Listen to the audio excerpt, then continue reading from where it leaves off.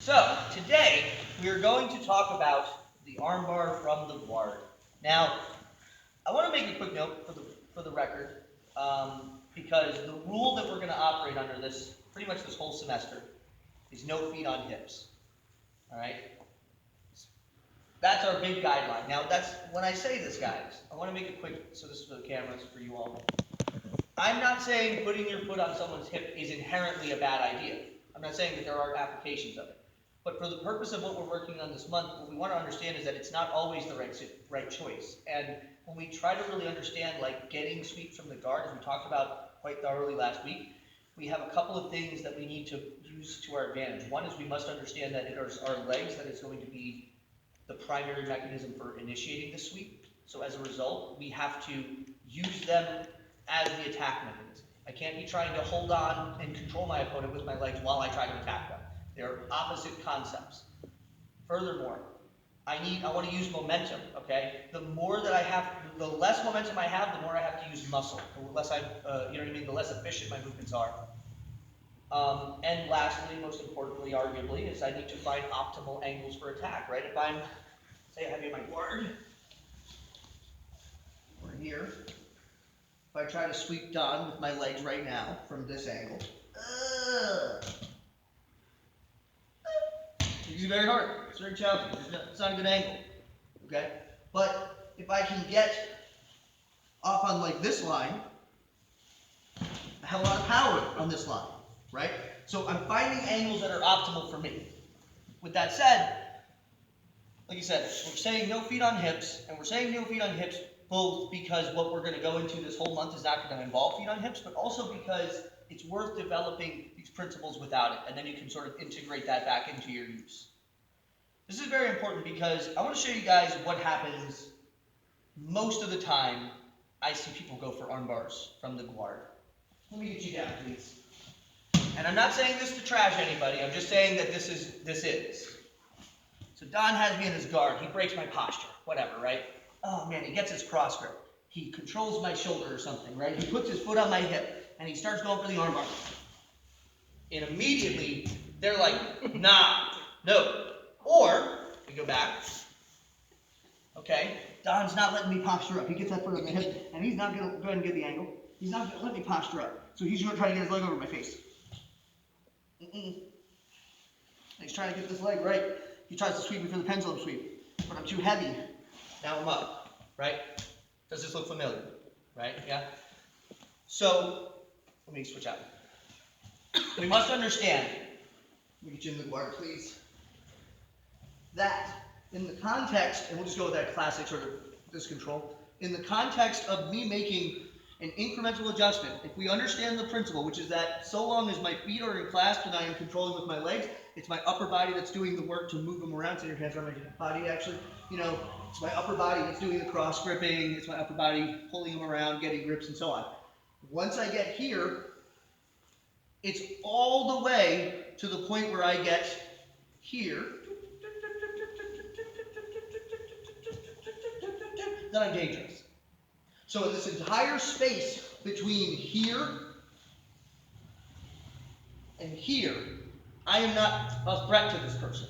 Would you say that's fair? Which means that if my adjustments, go back please, are, let me get that arm again, incremental, I'm just vulnerable.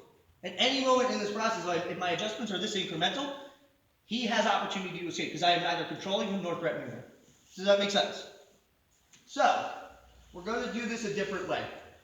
We're going to start with the same posture break that we used last time. Thumbs in, pull, trap, hand going here. Last week, and we drilled today, we focused a lot on this mechanism of reaching our toes over our shoulder, right? We're going to go a different way with this today. So I want you to just bend your elbows and just kind of rest here. Yep. What we're going to use, as a matter of fact, actually, let me posture you up. Crisscross your hands, please.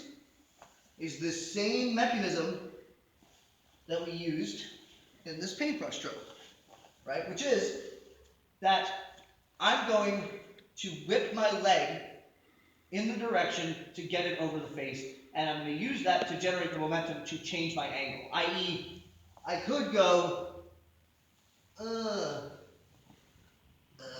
but that's all muscle, right? Right? Or I can go here. That's woof. Woof. See this big whip of this leg, right? You see what I'm saying here? So we get to the guard.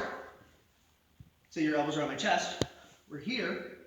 I trap this arm. I underhook this leg. Keep this arm right here, right? And I'm going to whip this leg hard as I pummel this arm, this opposite arm deep. The same pummel that we did for the pendulum sweep.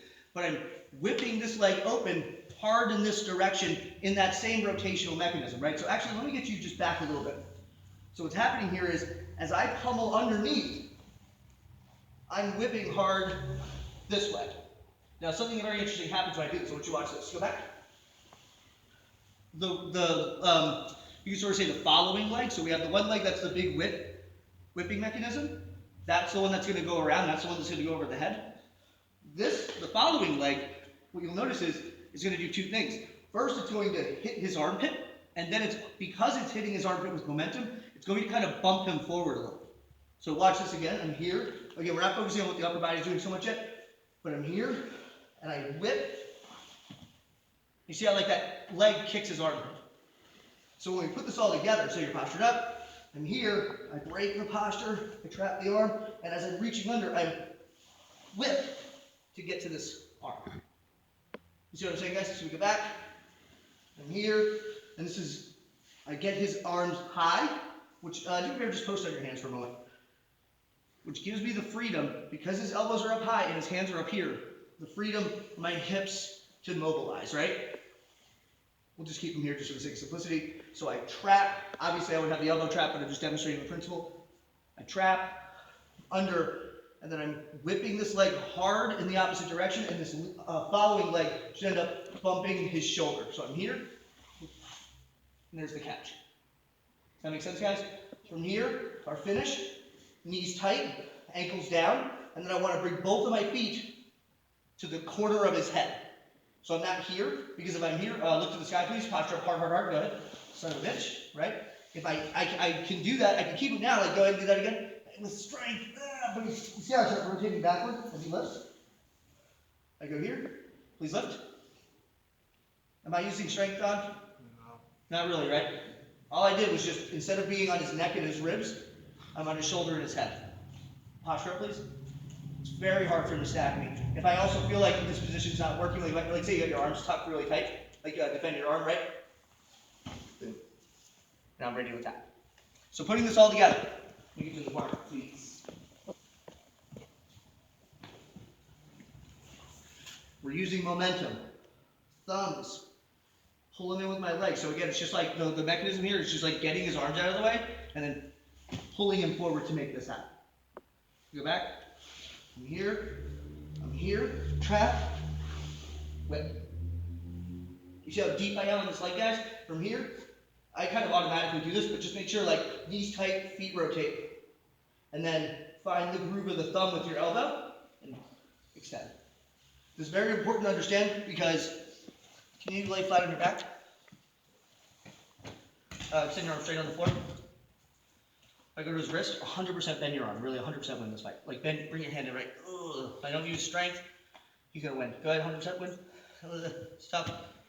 Win. See what I'm saying? This, in order for him to fight against, we'll rotate this down a little bit. In order for him to go and win, in order for him to win this fight, he has to literally like wrist lock himself. So this is the mechanism I control with. If I use strength, go ahead and win, he'll never win this fight. No strength, win. He wins. No strength, win. You can ask that, am I holding down any harder than I did the first time? No. Right. So when I finish this, I slide my elbow here. This is the mark, right? Here, bend your elbow. And what will happen is, I want you to bend your elbow and then like kind of punch your elbow through the hole. Bend the elbow, and then punch. And that's what happens. If you've ever noticed that, like they start curling the elbow and then it slides through and then they get this. Go back. Bend the elbow. Slide. Good luck.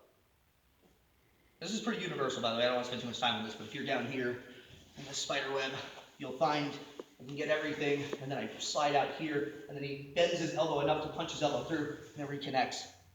So we go back. Bend your elbow, please.